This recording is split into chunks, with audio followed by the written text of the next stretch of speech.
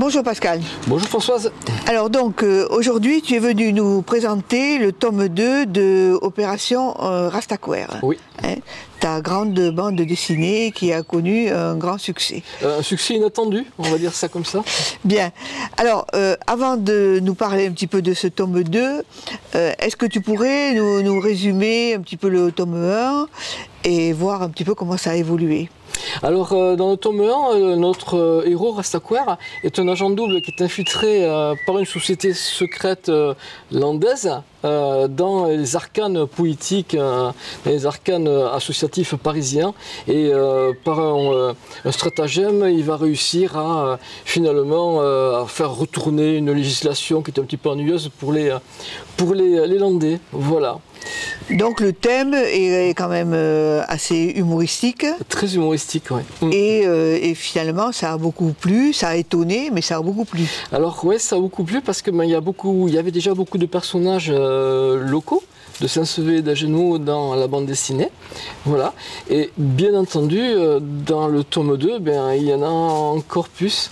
Voilà, je crois qu'on a une trentaine d'Agenmoussiens, une bonne dizaine de Saint-Séverins, on va retrouver les Parisiens aussi, que des personnages connus. Je crois qu'il n'y a pas un personnage dans la bande dessinée qui ne soit pas un personnage réel. Voilà. Donc tu as bien ancré toute l'intrigue ici dans les Landes, Agenmaux, Saint-Sevé oui. Et la Chalosse. Voilà, c'est ça, c'est très local.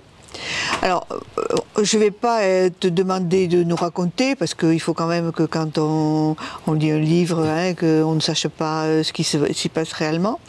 Mais ce qui est intéressant quand même dans une bande dessinée, c'est le fait que ce soit une bande dessinée, c'est-à-dire les dessins.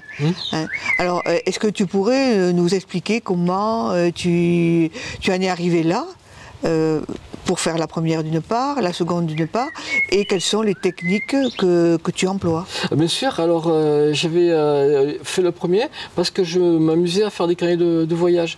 Donc des carnets de voyage à l'aquarelle, finalement, qui ressemblaient parfois à de la bande dessinée. C'est ça qui m'a donné l'idée et l'envie de faire de la bande dessinée.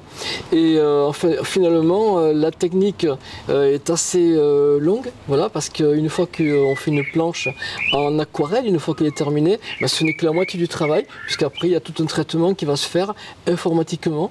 Il faut retraiter les couleurs, il faut nettoyer les gouttières, c'est les espaces entre les vignettes, et puis mettre les textes, corriger aussi peut-être quelques petits défauts.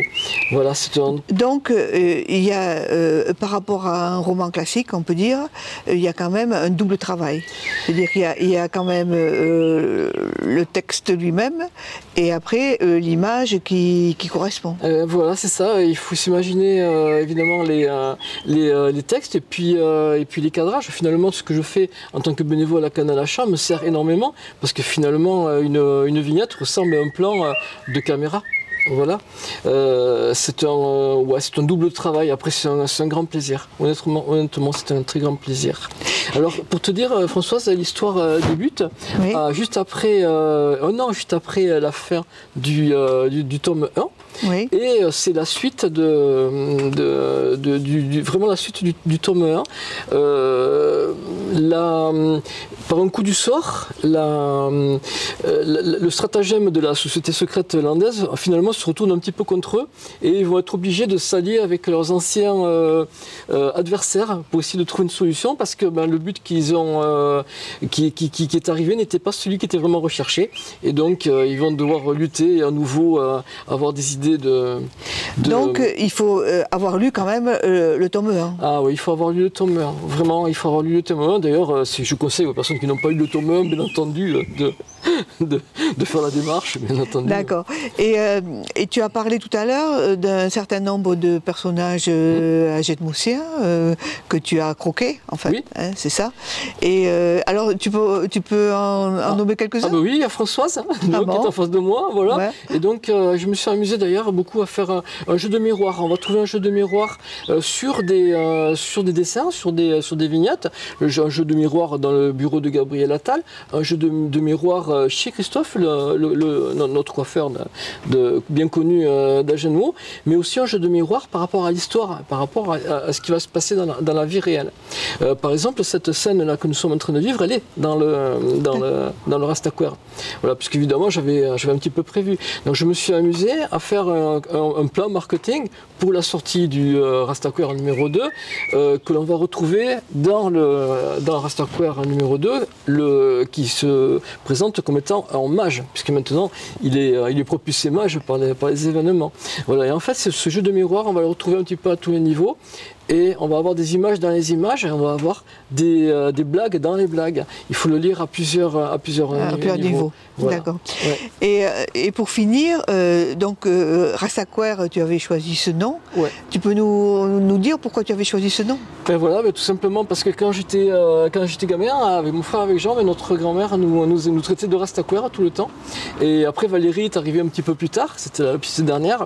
Et donc, Rastaquouère, ça m'est resté. C'est comique, c'est rigolo. C'est-à-dire, vous étiez des Rastaquouères avec ton frère parce que vous étiez un peu insupportable? Un peu supportable, un petit peu casse-pied. Voilà, c'est ça. C'était dans un mot un petit peu désuet qu'elle utilisait énormément, d'ailleurs qu'on retrouve dans le patois aussi. Tout à fait, moi je connaissais ce mot. Voilà, c'est ça. D'accord. Bon, donc cette bande dessinée qui s'appelle donc Le Mage, tu la présentes au Salon du Livre d'Agenmot le 5 mai. C'est ça, ouais. Et donc, écoute, on te souhaite tout le succès possible, comme pour le premier tome. Merci beaucoup Françoise. Merci Pascal.